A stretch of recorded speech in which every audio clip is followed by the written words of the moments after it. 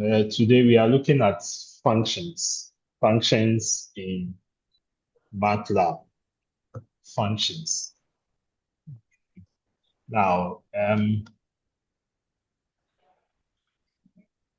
last week we looked at how to write a program to accept inputs and perform outputs, accept input from the keyboard and output onto your screen or onto your command window.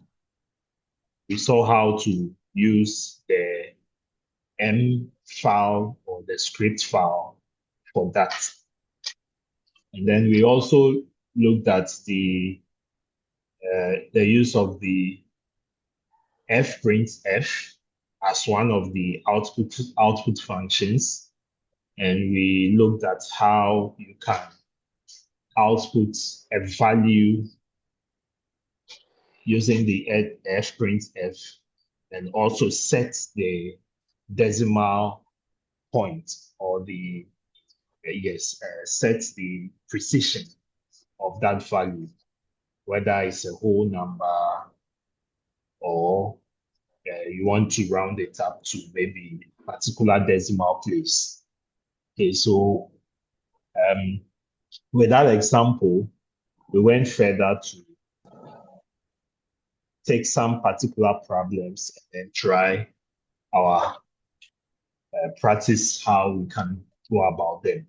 Okay, so I'll go back through it, take one of the examples. I think the last one we did, which has to do with the volume of a cylinder, and then we'll try it out again. Then you move on to the function. Okay, so we said to start with, you first have to locate your file or your folder that you've created so that all the work that we are doing can be saved into that folder.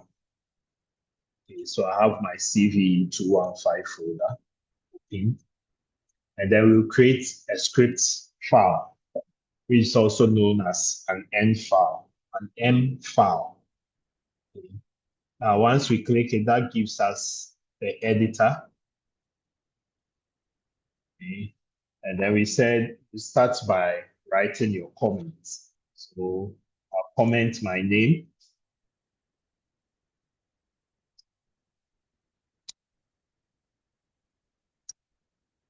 Comment my ID.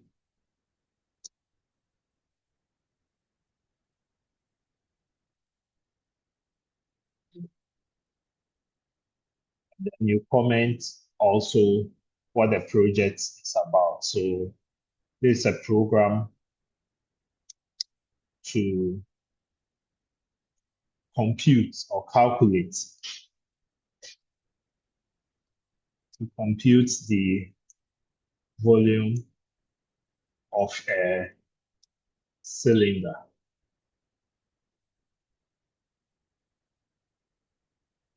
Okay. So we talked about the formula for the volume of a cylinder, and we said the formula is pi r squared h. Okay, pi r squared h. So we are going to use this. Okay. So we said to start with, you should know your input variables. Input variables.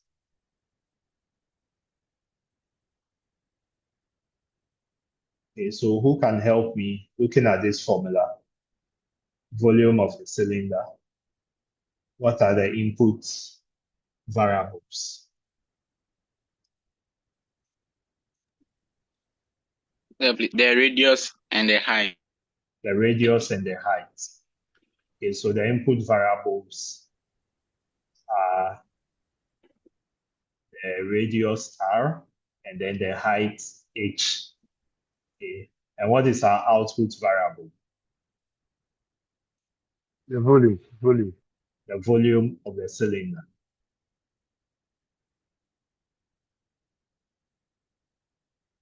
So that's the volume of the cylinder. So now let's come back to our code. And then we specify the input. So we said anytime you want to accept input from the keyboard, you use the keyword input. Okay. But we first need to introduce the variable. So I can even put here the comment, say input variables.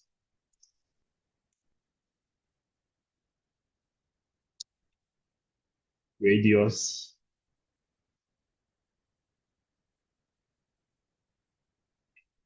So my radius, I'll use R. And then the height is H. And then the output variable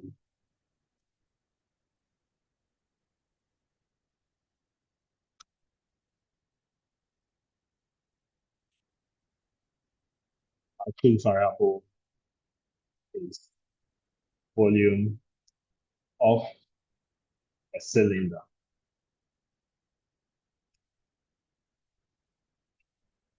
So now we come to the code. So I'll say R equals inputs into brackets. Now we prompt the person to enter the radius. So enter the radius.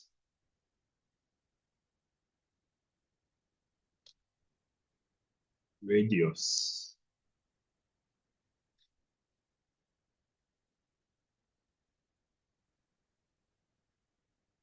Semicolon. And we'll do the same thing for the height. So I'll just copy and paste. And then I'll change this to height.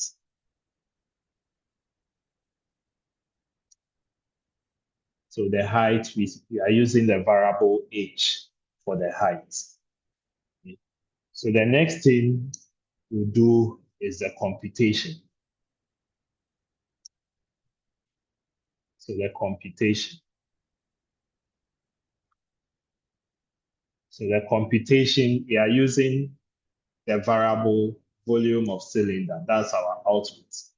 So volume of cylinder equals pi times R times R times H. So pi times R squared times H. And then we output. So to output, we said you can use the display function. That's the dips.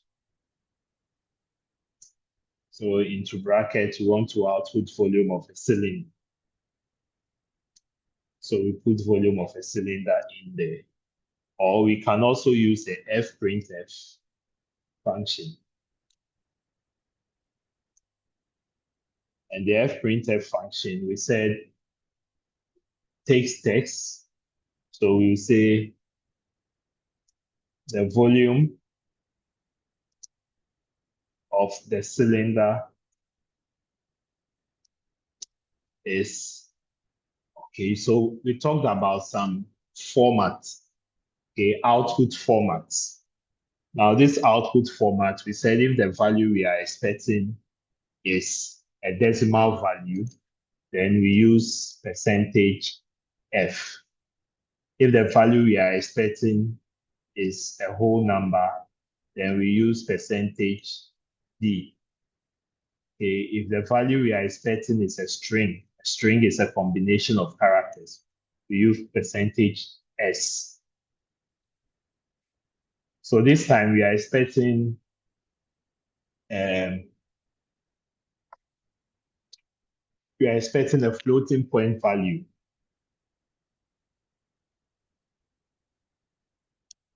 Or a decimal value. Okay, so we are going to use percentage F. And then we said you can also set the number of decimal places within your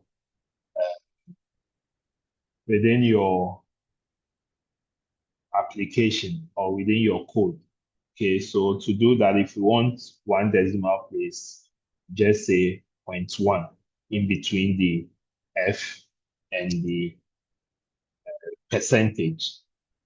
And then we use our \n for a new line. Okay.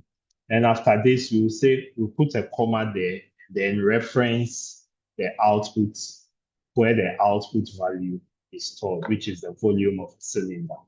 So we'll put that here, volume of a cylinder.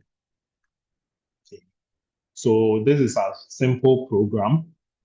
Okay, apart from the comments that we can see in green.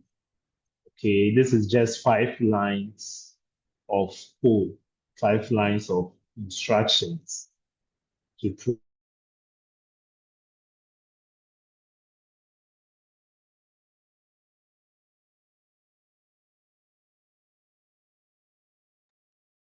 Hello, can you all hear me? Yes, Yes, sir. sir. Yes, Sorry, sir. unfortunately, my internet went off. Sorry for that. So I was saying that this is just a simple code. It's just 5 lines of code. In fact, it is 4 lines. That's if we decide not to use the display function and we want to go with only the fprintf. Okay, the fprintf function. This will just make the code 4 lines. Okay, it's the comment makes it looks a lot, okay, but it's just a simple 4-line code. Okay. So we are going to save this code. So you click on save, give it a name. So maybe vol cell, volume of a cylinder, and always make sure your file name are together. You don't put a space there. And then the save as format we said is .m. Okay, so save it. And then after saving it, we run it to see. So after we run it, it's asking us the enter the radius. So I enter a radius of 5 and then enter the height. So the height is, let's say, 8. Okay. So this is the value from the display function, which is this. And you can see it's up to 4 decimal places. And then the value from the fprintf, which is this one. Okay. So it's the same value we are displaying. That value is stored in the volume of a cylinder, which is our output variable. And because we have used the percentage %f format with a 0.1 in there, it is rounding this value to 1 decimal place. Okay. So basically, that is it. Any question? Any question?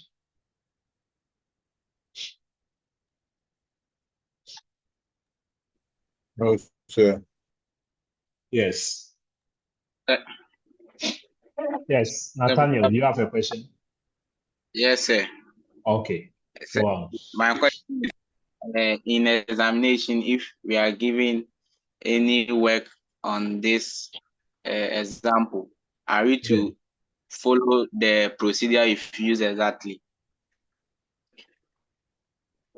What would you suggest? What do you think you should do?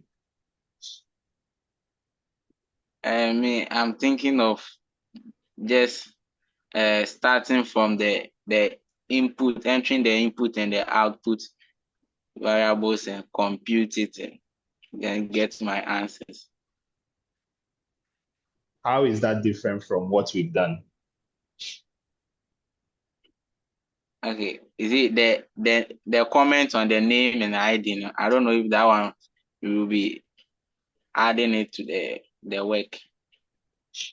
The last week, I explained to you why comments are important in your code. Okay, generally, you need to add comments. Maybe it might not come in the way we've done it. Okay, but if at this level you start practicing it, it helps you. Okay, now for exam purposes, I would want you to comment, if not your name, even your ID alone should be there. Okay, so I mentioned that in a case where there's an issue and we can't locate your code, the good thing about MATLAB is it's able to, once you open it, if it was the last program that was written, you can always locate. It will always open when you launch the application. Okay, so once you launch the application and we see that, okay, oh, this is the code that you wrote because you have commented your name or your ID in there. And we can locate it and copy it. Okay? But if you don't do it that way and you go ahead with the code, by the way, even the way we saved it has nothing to do with your ID or the course code and so on. Okay? So if you don't do it that way, it becomes difficult locating your file in case you are not able to save it well. So please go by this format. Go by this Okay, format. sir. At least, if not your name at all, your ID should be there. All right, sir. Okay. Any other question? Any other question? Okay, so in the absence of any question, let's move to let's look at one more example before we go to the function, because if you understand this very well, application of or writing this or converting this problem into a function is very easy. Okay, so let me try and fetch one of the past questions and let's see if you can respond to some of the questions and rewrite the code together.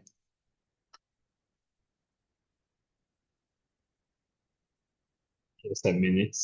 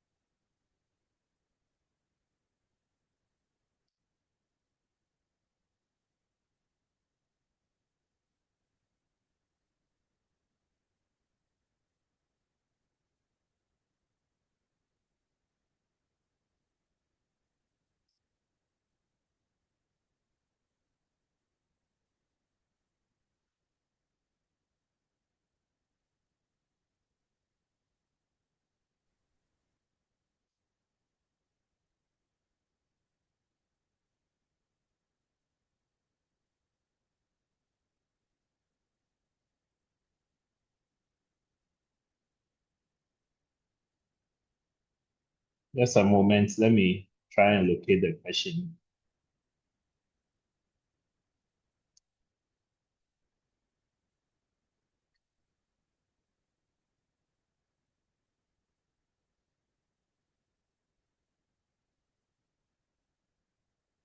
All right, so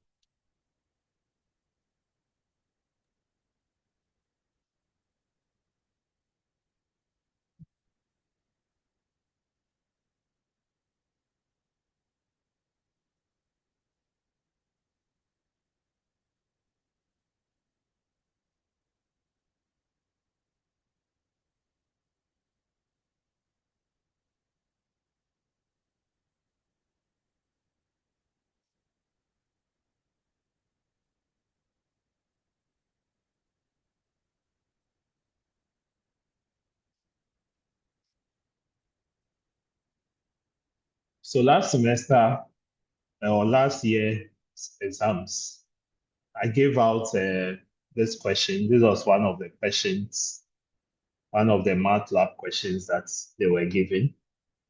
I hope you can all see it.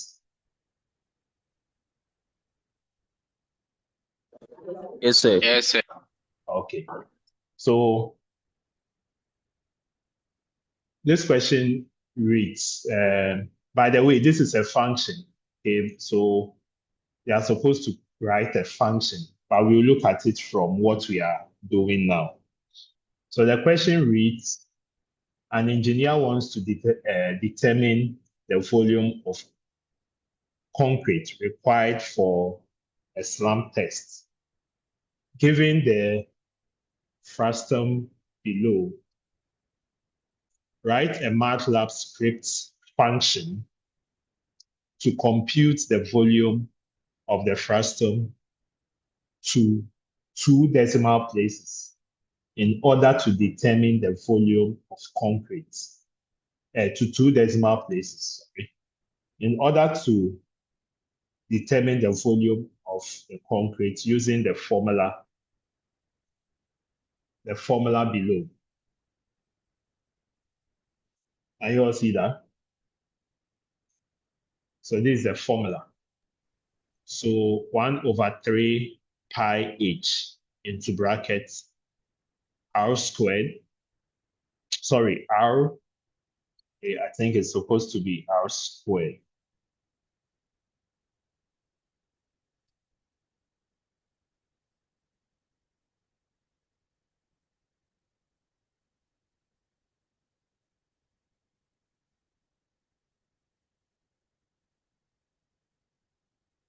Okay, so it's r. It's r1. You have r1 and r2. So just a moment, let me confirm whether it's r squared or it's r1 and r2.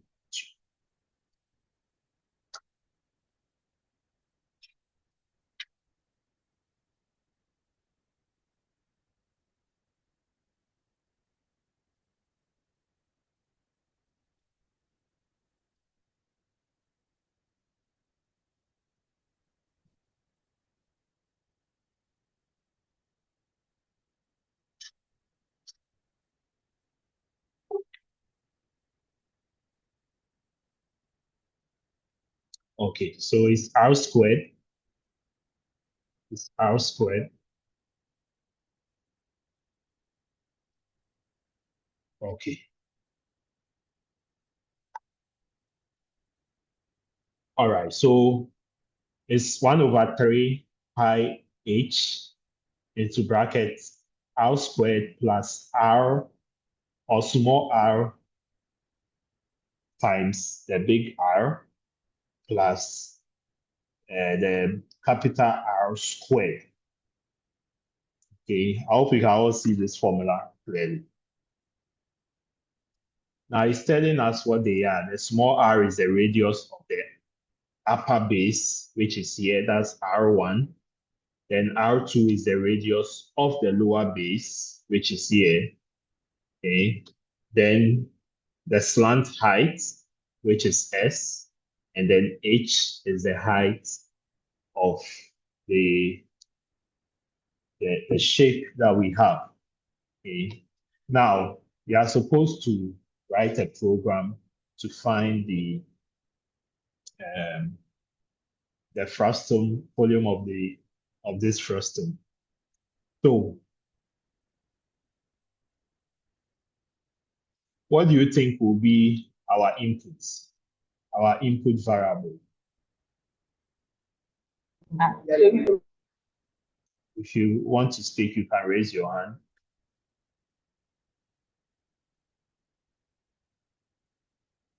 Input variables.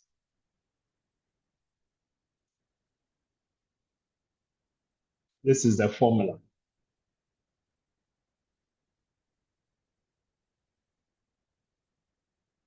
Yes, Eric.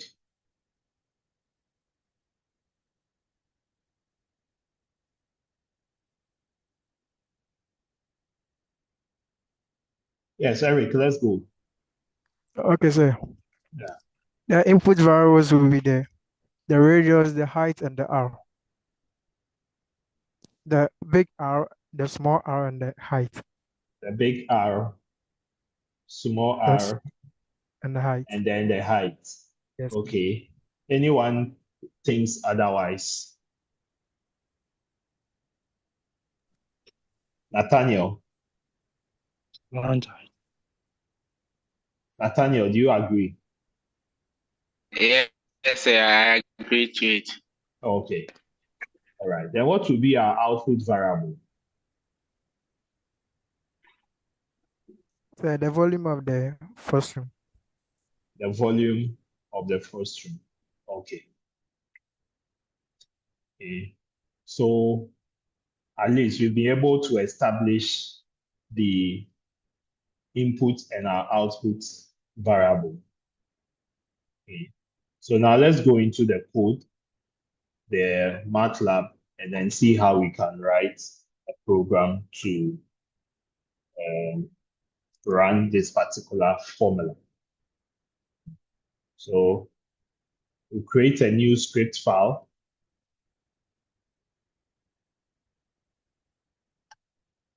So I'll just copy the details here.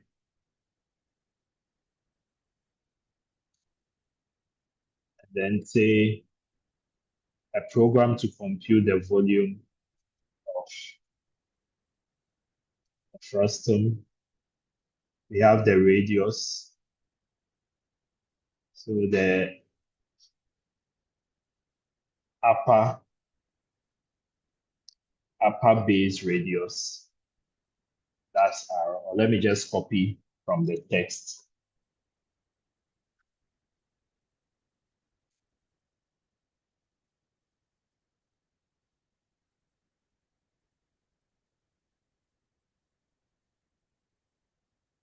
So the slant height is not part. Okay, it's not part of the input. Look, when you look at the formula carefully, it's not part of it. So volume of frustum. Okay. So now, who can tell us what we need to do first? The first thing to do. Let me choose someone from the chat. Okay, Hussein, your hand is up. So I was talking about the input variables. There's only one radius there. I was thinking it was supposed to be two. The radius of the lower base and the radius of the upper base. Okay, yeah. I think I didn't copy the upper base. Thank you. Okay, so go ahead, Hussein. Yes, Go sir. ahead, tell us what's the first thing we have to do. All that we've done so far are comments. Let's go to the actual program. So tell us, what do we have to do? Yeah. So now we'll have to write the input. Okay. Yeah, So how do we go input. about it? Can you guide us to write it? Yeah, so input, and then we'll list the how do you say it? Input, Okay. and then we'll write enter the radius. So take us through one. Take us through one. So let's say for the lower base, for the radius of the lower base. So R Okay. is equal to It's equal to input. input Yes. And then what do we Yes. enter there? And then we enter the radius. Now, in this case, we have two values for the radius. So you should be specific which of the radius Okay, so that should be enter the radius of lower base. a So enter lower base radius. lower base radius. Thank you. Yes.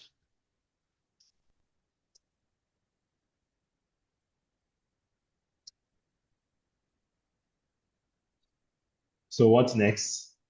Yeah, and then we come again R input. Okay. So you notice that the format is the same for the input. So what I'll do is Yeah. I'll copy and paste. In And then fact, for change all the the lower to. three, and then change the R to small r, then lower to upper. Okay. Then the last one is H, Yes. and then we change it to height.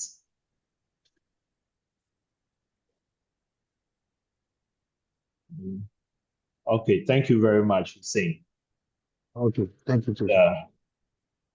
So let's move to the computation part. What do you think we have to do? Who wants to attempt it?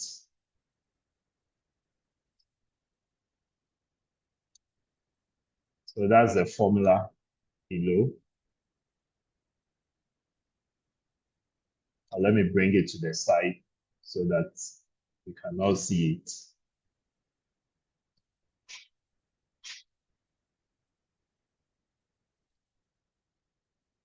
So this over here.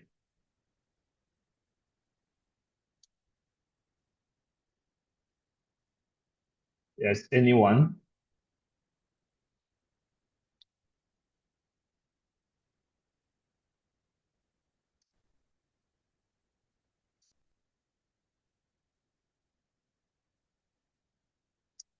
Okay, Hussein again. Okay, Selena. Let's listen to Selena.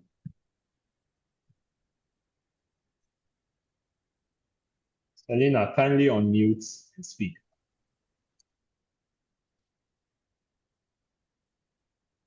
Hello? Hello? No, we can't hear you. Your voice is very, very faint.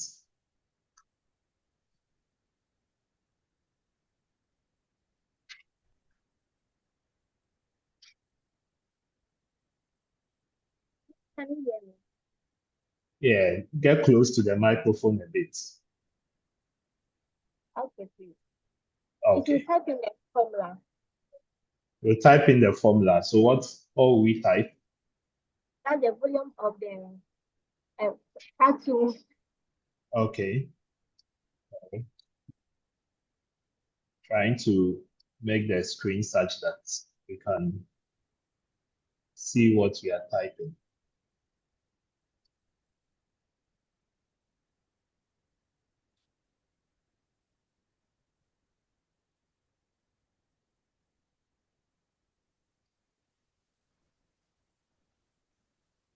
Just a moment. Okay, so I hope you can all see the formula. Yes, please. Okay, so let's go. Please you type in the formula. Okay, so how do we start?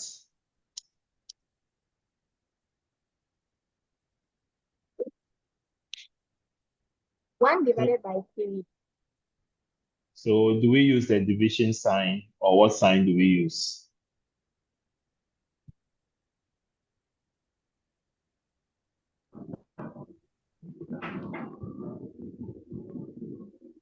We can use the percentage, We use what? the slash. Forward slash. slash. Okay. Yes, Forward slash 3. yes, please. And then what's next?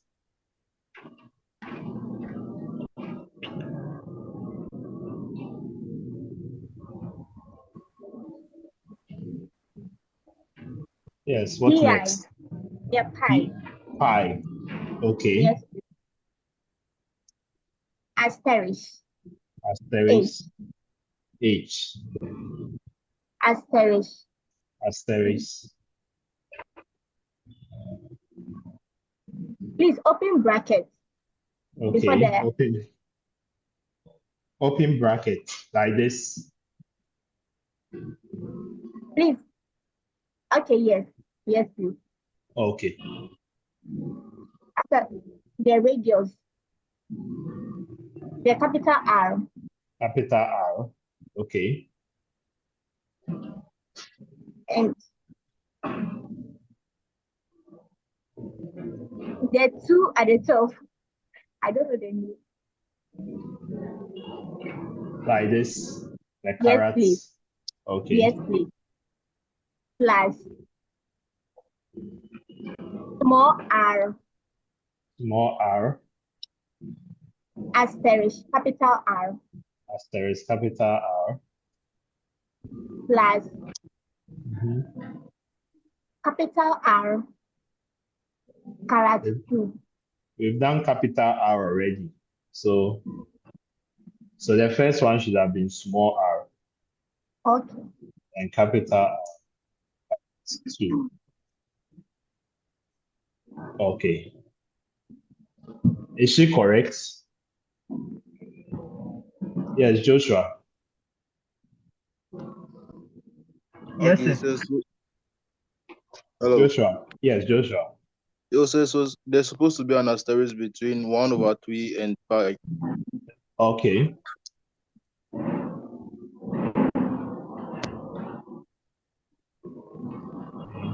So 1/3 times. Make sure you don't forget this. Usually in our writing, we don't put the multiplication there. Okay, in our writing, we'll go in this form 1/3 pi h. Okay, but what it means is that we are multiplying this 1/3 by the pi times the h as well. So always don't forget when you see the formula written in this form, multiplication is happening here. And the other time we looked at the operator precedence and associativity. Okay, and we said that because the division is coming first, it will use the left to right associativity because multiplication and division are of the same precedence. Okay, they're of the same precedent. So it will divide 1 by 3 first, multiply it by pi, and multiply it by h. Okay. Now the bracket is the highest of the precision. You can even put this in a bracket, or you can do this r carat 2. You can even do it r times r and put it in a bracket and come and do plus r times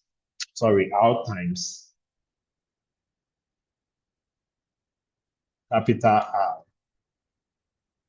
and put it in a bracket and come and do capital R times capital R also in a bracket and put the whole thing in a bracket. So if you do this also, it's correct. Are we all here? Are we following? Are we following? Yes, sir. Yes, sir. Yeah. So anytime you see Yes. two variables together, don't just write them the way you see them. It simply means R times R, okay, where your times is your series. All right. So I want someone to help us with the outputs. Now read the question very well. It says they should compute the output to 2 decimal places. Okay, to 2 decimal places. So which of the output function do you think we can use? Need someone to help us. Which of the output functions do we use? Yes, Nathaniel. The f print f function. Okay, so can you take us through what we should Okay. do? So you type in f print f, bracket open, Bracket open. so you type the volume of fractum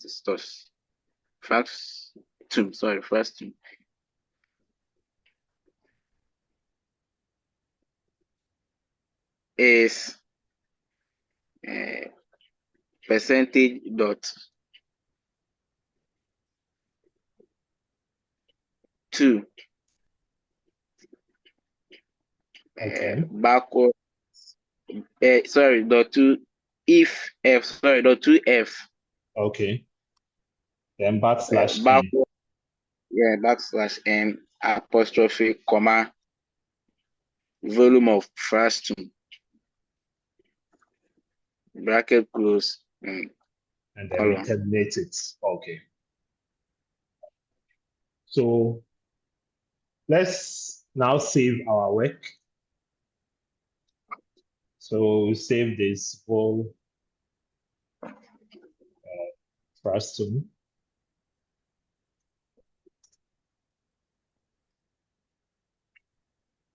Let me clear the workspace. Sorry, the command window. And then let's run this. So it's asking for the radius. So let's say the radius for the base, let's say is 3.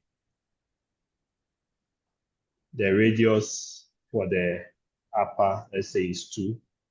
The height, let's give it 5. Okay. So it says what? The volume of the fractum is 99.48. Are we all here? Yes, sir. Imagine having something like this in exams. Can tell how straightforward this is. Shouldn't spend more than 20 minutes or even 15 minutes on this. Okay, once you know your formula and the question comes to compute, then you just go ahead with it in this form. Okay. And in most cases, the formula will be given to you. The formula will be given to you. So it's up to you to know how or what are your input variables, output variables, and then you write them in this form. All right, so now let's look at functions. Let's talk about functions.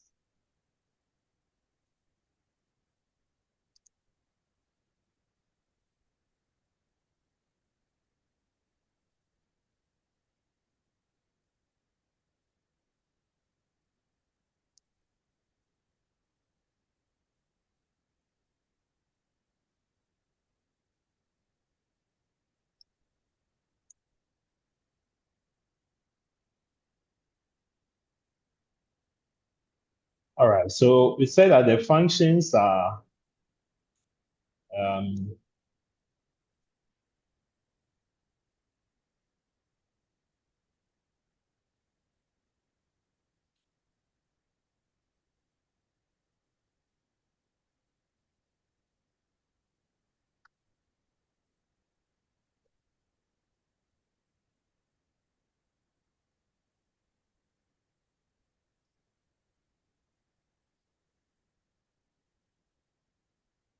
okay. So functions are very essential when it comes to programming. First, we have what we call, or they are divided into two. Okay, we have the user-defined, the predefined functions, and then the user-defined functions. Okay, we'll talk about the predefined functions in our next meeting. Okay. Now, what a predefined function means is that these are functions that are inbuilt. So for instance, if you want to calculate the square root of something, you want to calculate the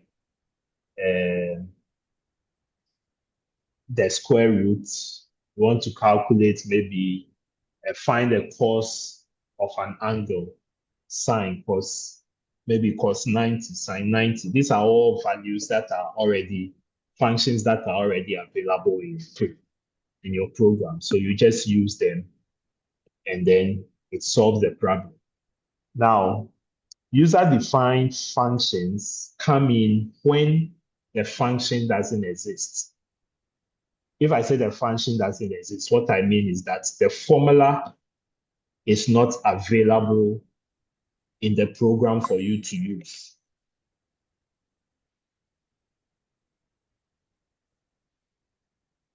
Okay, the formula is not available in maybe MATLAB for you to use. For instance, when it comes to square roots, that formula comes in the form of a function and is available, so you can always use it.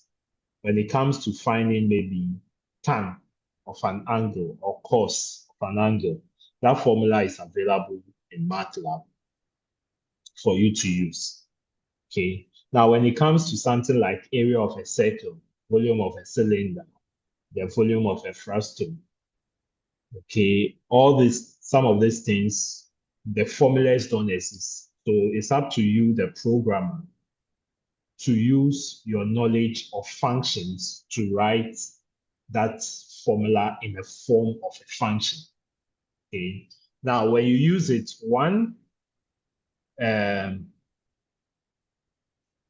important feature or benefit is that it reduces the effort required when you are writing a program or a large program, okay, or working on a project. Okay, so for instance, you want to find maybe the area, the volume of a cylinder, okay, and you have about 10,000 cylinders, okay, and you have to find the volume one by one. What you do is, once you are able to convert that formula into a function, you just repeat that function over and over again. Okay, so we say that functions are reusable.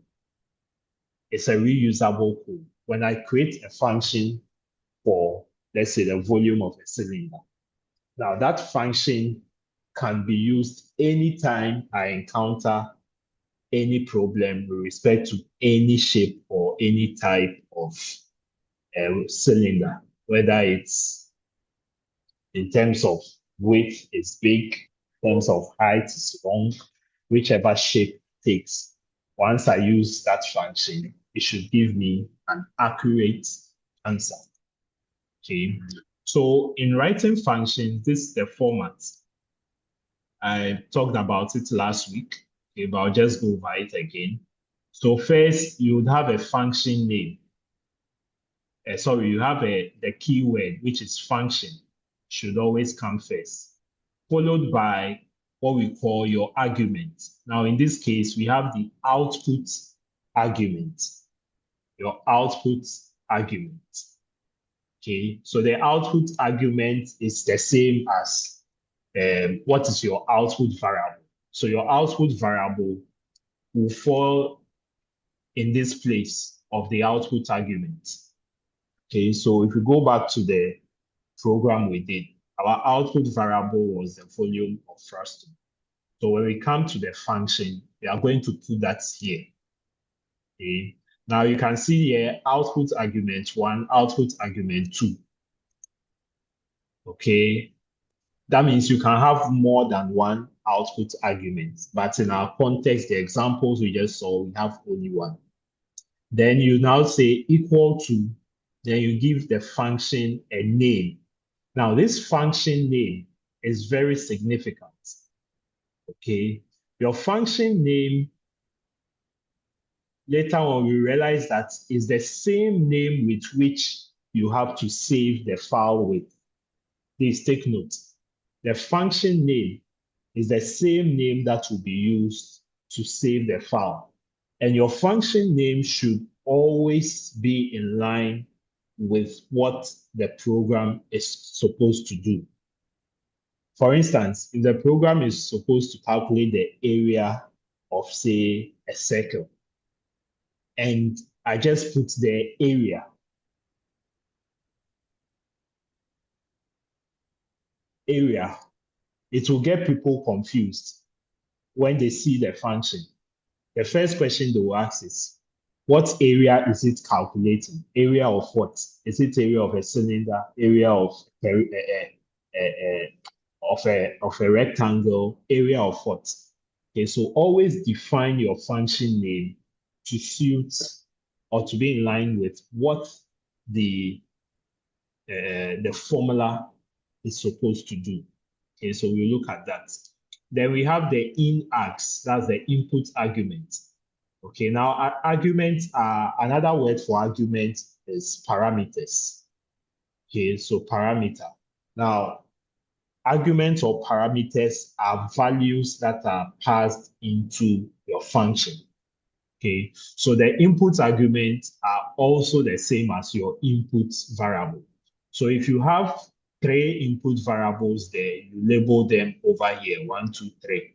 If you have 2, you put the 2 there. If you have 1, you put that 1 variable there.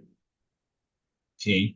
Now, when you come to the code, so you can see here comments, lines of comments. Now, when you come to the executable code, the executable code can be, or in this case, you don't necessarily have to put an input in there, okay, to prompt someone to make an input, no, because your input argument will now take the values from the input.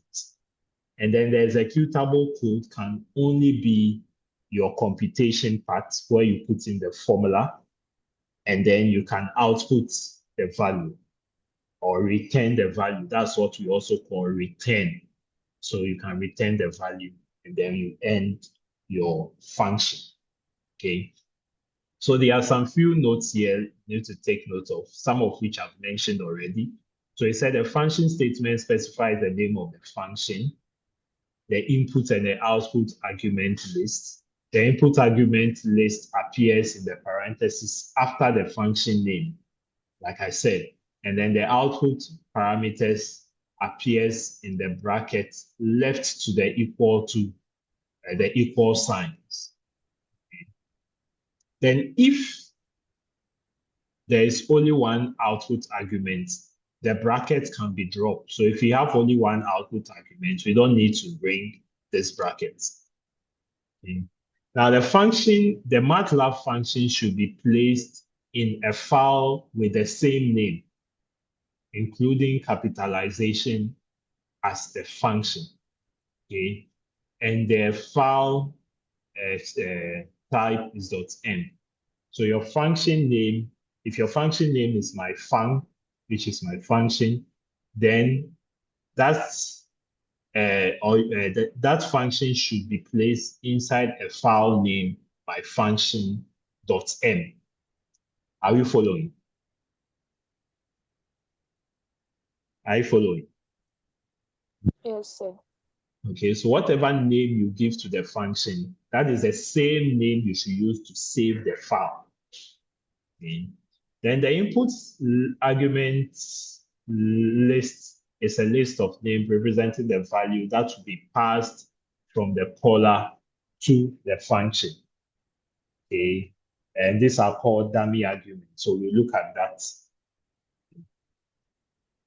Then the function is invoked by naming the expression together with a list of actual arguments. So we look at what the dummy arguments are and the actual arguments where we run the code, when we try an example. Okay. So I said last week that there are 3 examples, there are 4 types or examples of your functions. We have the first one where you have a single input and a single output function. The second one where you have multiple inputs and single outputs. Then there's single inputs, multiple outputs, and then multiple inputs, multiple outputs. Okay.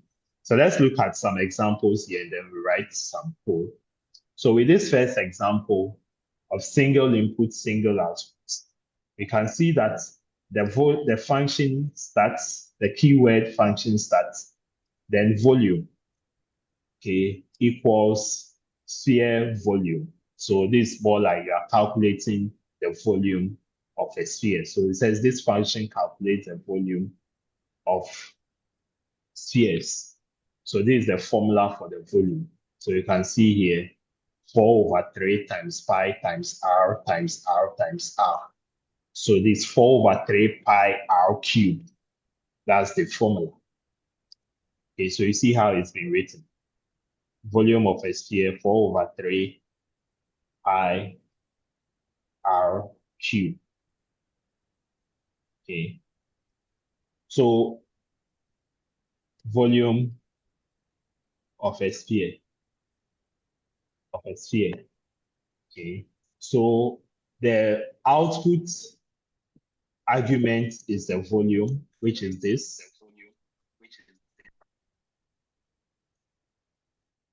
And then the input argument is the radius, which is r. Okay, so there's a single input, there's a single output, and then there's also a single input. Then this is your function name.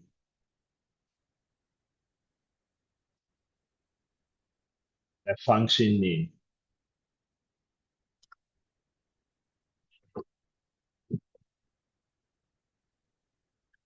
Any question?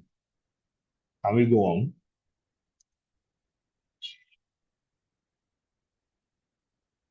Can we continue? Please go over again.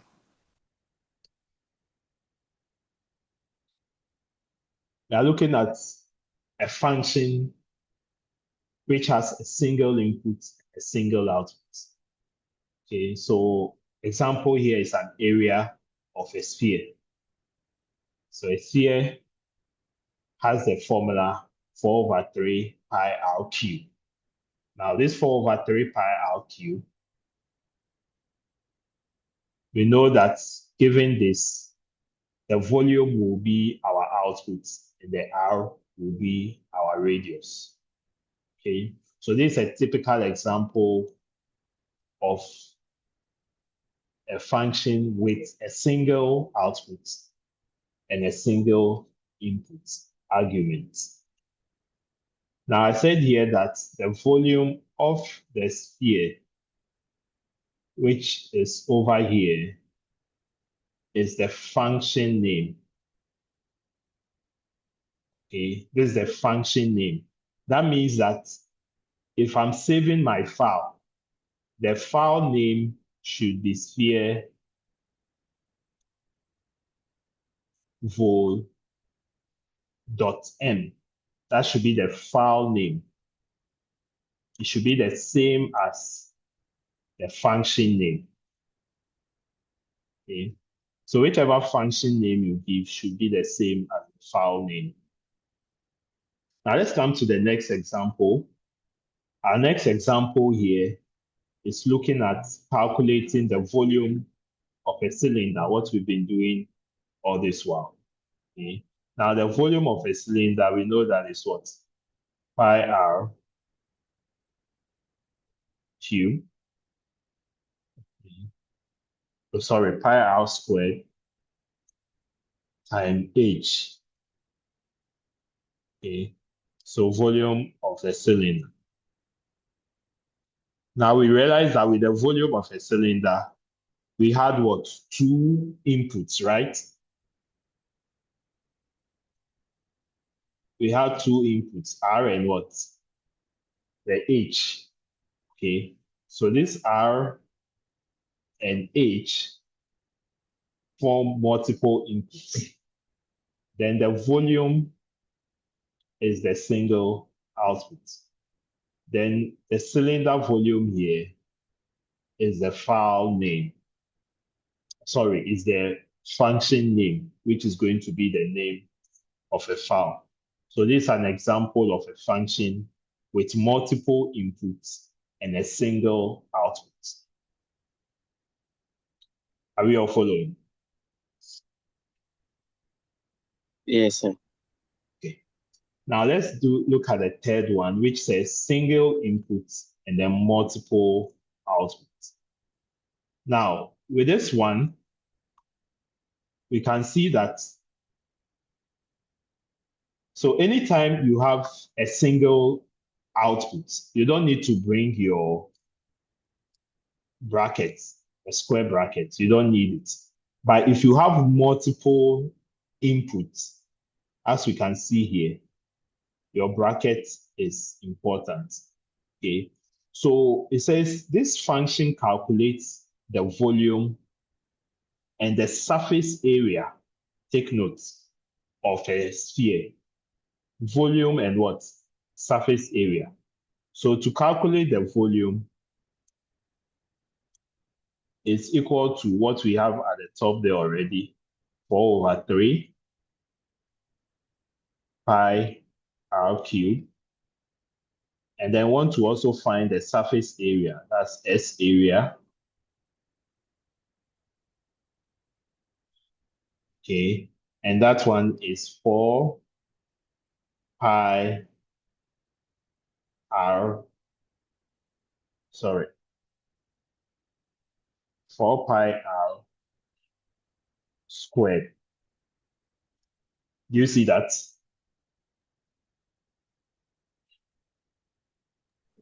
Yes, sir.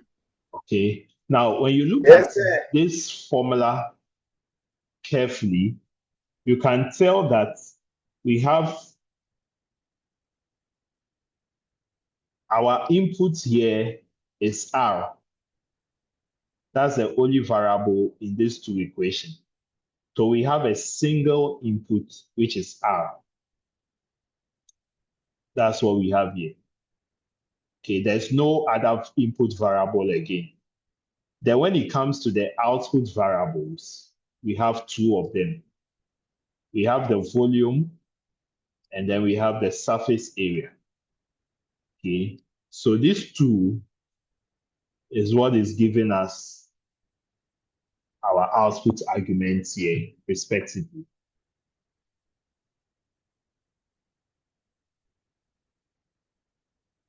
Are we all here? Yes, sir. Okay, so that's it when you have two outputs or multiple outputs and a single input. Then finally, multiple inputs, multiple outputs. Okay, so we can see the example there to do with the cylinder. We can find the surface area of a cylinder and then the volume of a cylinder. And we know that the cylinder has H and R. Okay, so in finding the surface area, we can find also the volume, making it two outputs and two inputs. So let's take one example for each of them, and then we can call it a day. Hello. Yes. Sir, please, the multiple input and the multiple output, does it mean that if you write the function, you don't have to save like the S area and the volume, but we only need to save the cylinder, the multiple output. You have to only save that one. Can you repeat your question again? Yeah, I'm trying to say that with the function, the multiple input, you don't need to save it to a file, but the multiple output, you need to save it to a file.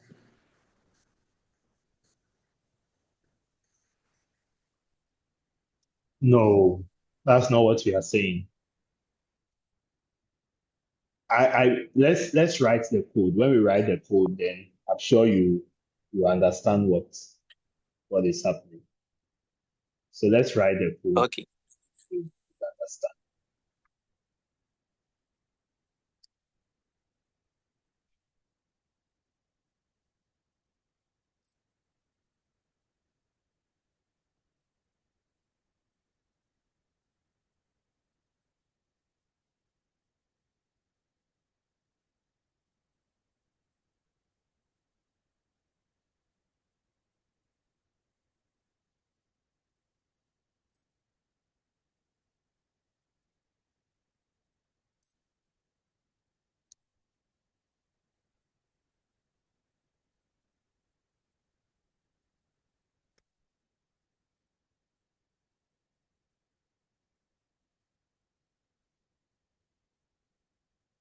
All right, so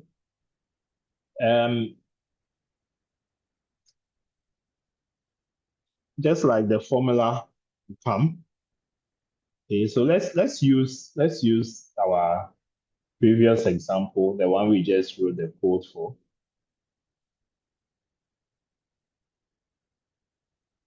This one. So you can see, you can read from the question, it says what? Write what? A function. Okay, write a MATLAB script function. So take note, if it just says compute without you seeing a function there, then this is what you have to do. Are you all here?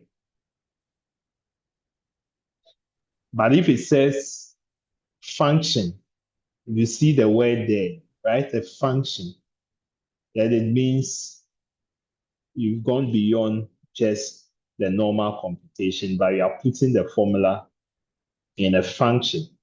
So let's look at how we do that. So create a new script file. Okay. So I'll just repeat these details again, since it's going to be the same code.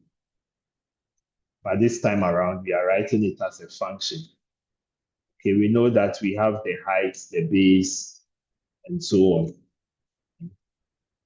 Now, who can tell me, with this example, which of the 4 types of functions are we going to use? With this example of the frustum, which of the 4 types? Yes, Hussein. So I think we are going to use the single output and multiple inputs. Okay, thank you. Single output, multiple inputs. So you can see for our input variable, it's only 1, and our output is what? 3. Okay. So to start the code, we said you first start with the keyword function, function with small f, function. Okay. Now, anytime you write your function, you end it. Okay. So take note, the end must be there. Now, function, and then first you introduce your output argument. Okay. Now, I want to make this volume of frustum, I want to make it rather the function name. Okay, so I'll just say this one is volume. The output volume. So volume here will mean volume of the frustum. Okay. So the output is volume. Then equal to, now after the equal to, you put your function name there. And like I said, the function name is the name with which you save the file with. And we'll look at how that is done. So the function name, I can say frustum, and make it capital letters, maybe frustum volume.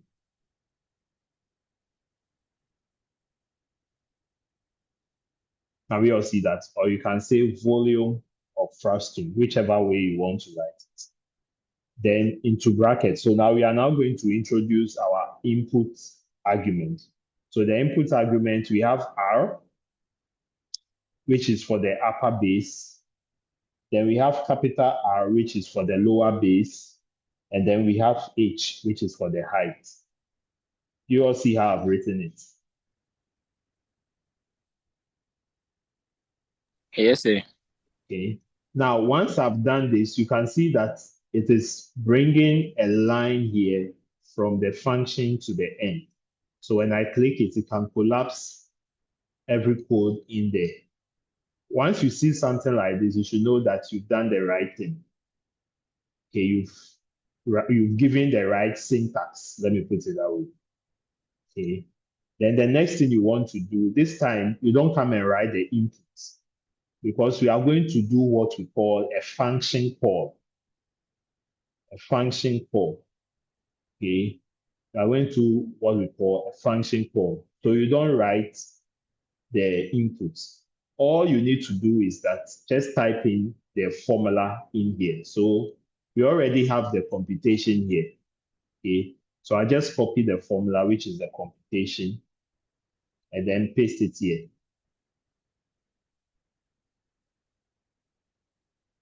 Okay.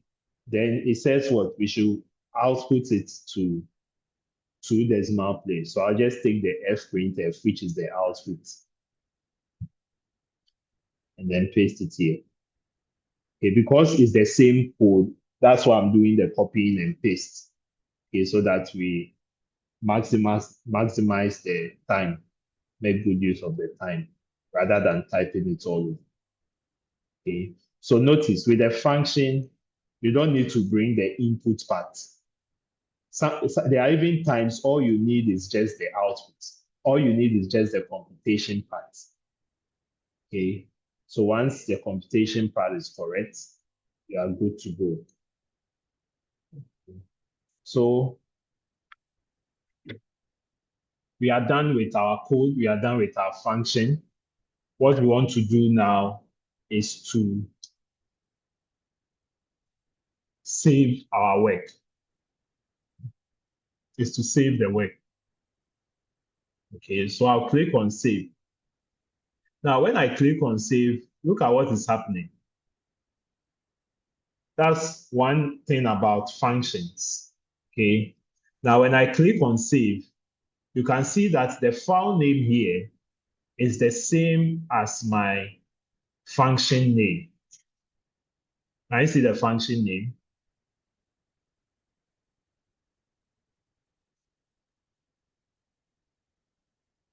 It's what? Frost volume. And my file name here is also frostvolume.m. So anytime you are given a function name and you are saving it, please don't go and make changes to this. Do not change it. Don't change the function name here, because it's the same as your function name. So don't change it. All you do is just go and click on save. Okay, and then your work will be saved. So now that our work is saved, what do? We need to run this, or we can do what we call it a function call. Function call, or the caller. Function call. So now we are going to call the function inside our command window. Okay, we are going to call the function inside the command window. Now I can run it. Sorry, it's giving us an error. Not enough input arguments, error, blah, blah, blah. Okay, yeah. So I get where the error is coming from. Let me just clear this. So you could see that this volume, instead of the volume of Frost, right? We've now changed it to volume. That's our output from here, volume.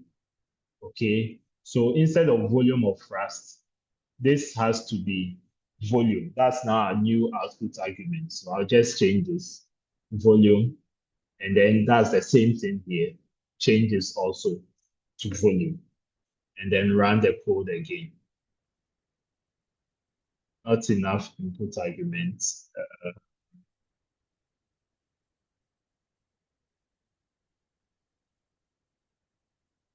Okay, sorry. So instead of running it, we are supposed to do what we call a function call. Okay, a function call, like I said. So in the function call, there's something that's shown over here. Okay, so let me just do the run again so that I use that to explain this to you. So you can see here that we are running I don't know if you can see this thing pop up here. I'll use that to explain.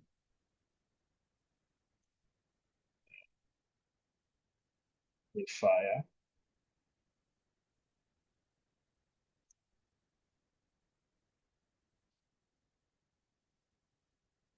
Okay. So you can see here, it says the frustum volume, which is the file name or the function name, requires more input arguments to run. Okay, and that is what we term as the function call. So you can see here that it's taking what? R. So we need to enter the R value, capital R value, and the H value. So it says enter the input argument by typing them now. Then press the enter to run. The values you enter will be set as the default inputs when you click on the run. Okay, on the run. So we can enter those values here. So the R, I think we used 3, right? And then the small r, we use 2. And then the big R, sorry, the H, we use 5. Okay. So now when we click on run, it should give us the answer. Okay. Now, let me go off the maximize. And let me show you how the function call works. So this is how the function call works. Function call works by specifying the file name, which is frustum volume. Okay. So inside your command window, you type the frustum. Rebecca, sorry, please stop writing on the screen. Can you erase it?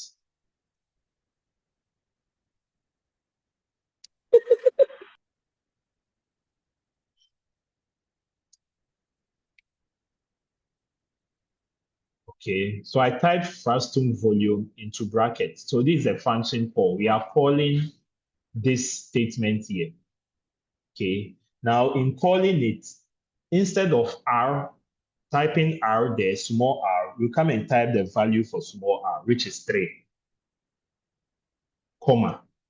Then the value for big R, which is 2, comma. Then the value for H, which is also 5. Then we close our brackets. Okay. So what's happening here is we are calling the function by specifying the values respectively. Can you all see that? So this is what we term as the function call. Yes, sir. Okay, so anytime you write a function in your script file and you want to be sure whether the function is working, you come and call the function. Okay, and you call it inside your command window. So now after I've called it, I'll just press enter. Okay, it says it cannot find the task case sensitive match. Process volume. Oh, sorry. It's supposed to be capital V. Okay, so these errors are all coming because of the case sensitivity. Okay, it's supposed to be capital V, and I'm doing what? Small v over here. Okay, so it doesn't match, case sensitive. So this is the correct one.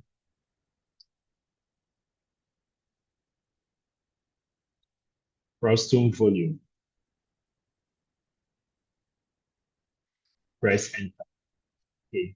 So once I use the proper file name, so you can see the file name here in the current folder with capital V here. So that was what I had to change here to get the answer.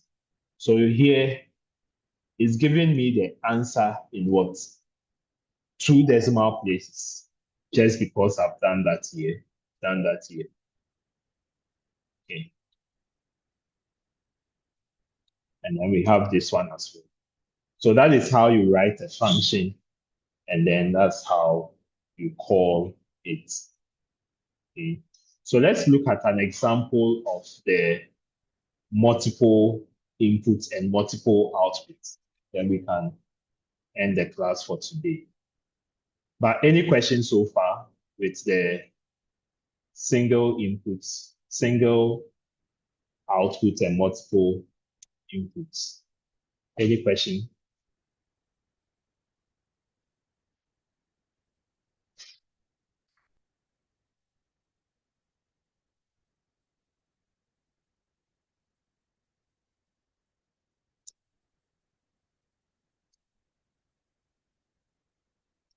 All right, so if there is no question, let's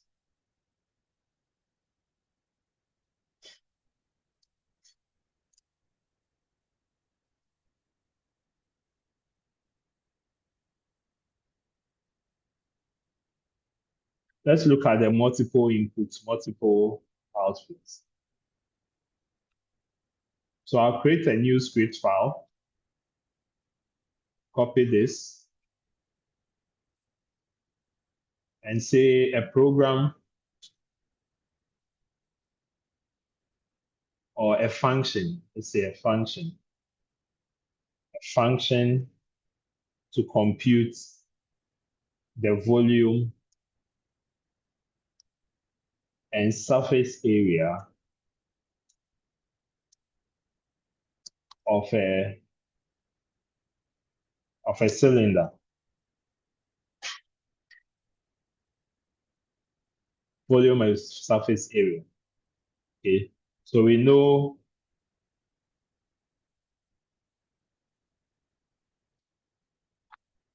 the surface area of a cylinder is given by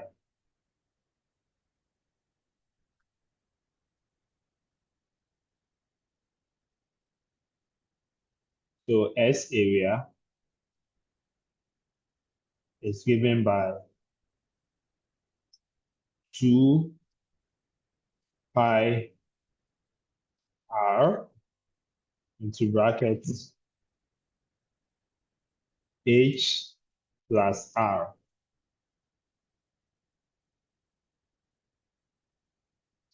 And then the volume of the cylinder is given by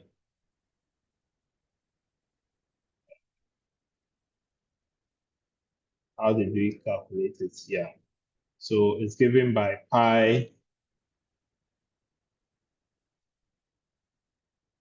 r squared h.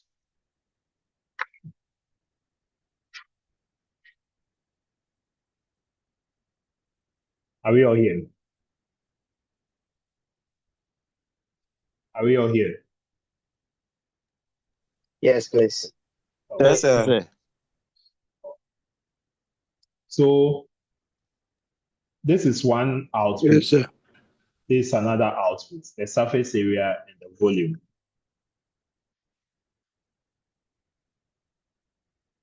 Just a minute, let me pick this for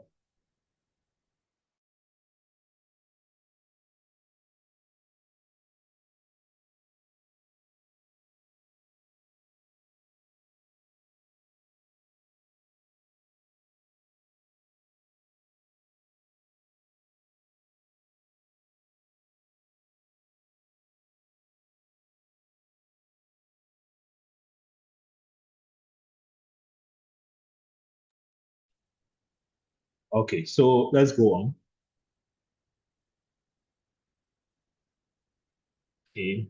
Then when it comes to the inputs, you can see that R, that's the radius, and H are unique in these two equations, the R and the H. Okay, so we have two inputs, two outputs. So that's multiple, multiple. So we use the multiple inputs, multiple outputs approach. How do we go about it? Like I said, first you enter a function keyword and then end. Function keyword end. Now we put in the output argument. Take note, output argument. Now in this context, because we have multiple output arguments, we use the square brackets. Okay, the square brackets. So our first argument is S area, that's the surface area, comma. Second argument is volume. Okay, then equal to, then we want this, the function name is cylinder volume of a cylinder. Now we put in our input arguments. What are they? Now you can also type it in full. So I can say radius, comma, and then height. Now we come and do our computation for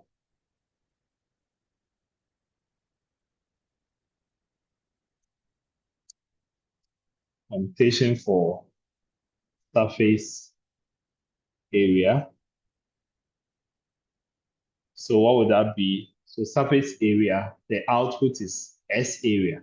So we'll take the S area equals 2 times pi, okay, 2 times pi times R times into brackets H, oh sorry, the R is radius. So this time we are using the word radius, not R. So instead of R, I'll put the radius times height plus radius. So I'll take the height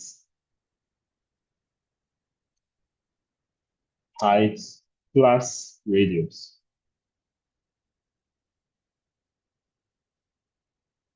So that's a computation for the surface area.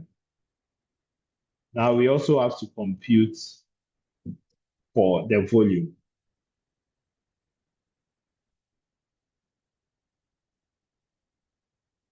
For the volume,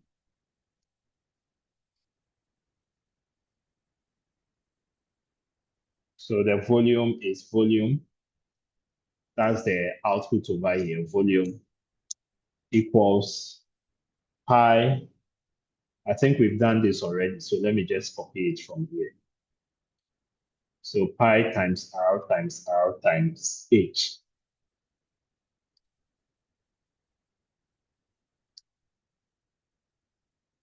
Are you following? Yes, sir. So because Sir, we please, have you are, two you are forward. using radius there. Height. Oh, yes. Thank you. Thanks for the correction. We are using the full word, radius and height. Okay, I just wanted to do it like this so that you all don't stick to one way of writing some of these things.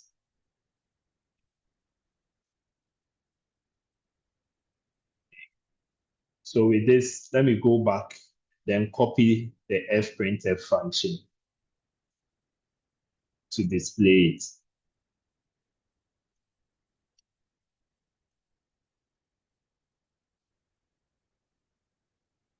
Okay, so to display, that's to output.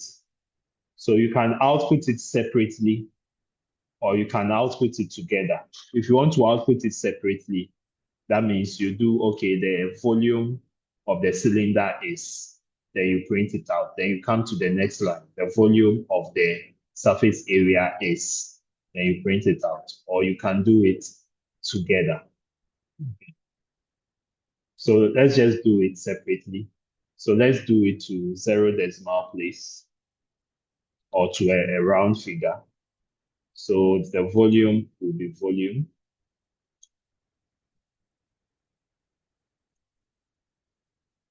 And I'll just copy this and then paste and say the surface area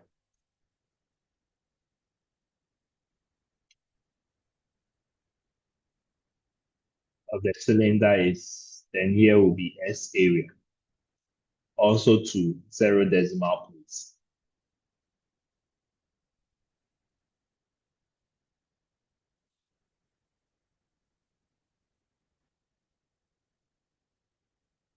Okay, so once we are done, we save it.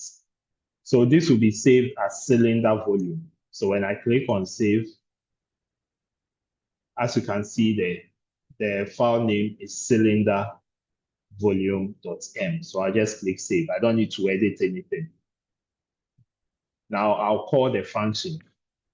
So cylinder, in fact, let me just copy it and paste rather than typing, so I avoid making any mistake. So cylinder volume into brackets. Now you can see it here, it's pop up. It's asking me first to enter the radius. So my radius is 5, then comma. So when I enter comma, it's expecting the height. So the height is 8. Press close bracket, and then it gives me the volume of the cylinder is 628. The surface area is 408.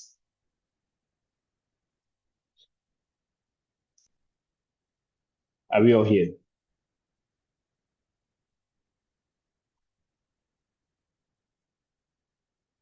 Any question? Any question? Any question? No, sir. Yes, who is speaking? Is it Clement? This is or Mas? Clement Tete, sir. Okay, yes, Clement, let's go. Please, the answer now is showing for only the surface area. Yes. It doesn't matter. It doesn't matter. It's because I didn't bring a semicolon at the end, so it will show only one answer. So you can see now that I bring the semicolon, it's not showing the answer at all. This is what I want. This is exactly what I want here. Yes, Benjamin. Yeah, sir, please, where did you get the height and the radius from? The 8 and 5? Oh, it's just any value. I just choose any value. Okay.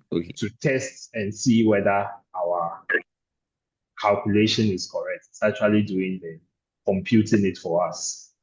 Okay. So that brings me to what we call the actual argument and then the dummy argument. The actual and then the dummy. Okay. So what we put here is the dummy argument. Then what we have in the function call is the actual argument. So this is like the actual values we have here. So if you take your shape, your cylinder, the measurement you get after, the values you get after the measurements, that is what you use in your function call as the actual. Okay. But the dummy argument is the variable name we have here.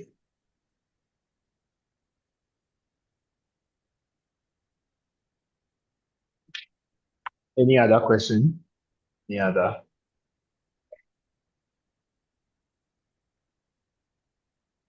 Any other question?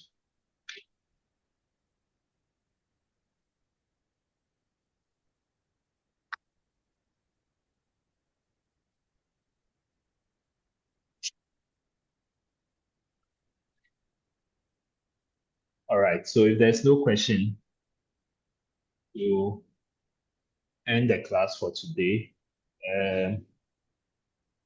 I'll upload this video. I know this video and the previous ones has not been uploaded, so I'll upload it and then share it with you.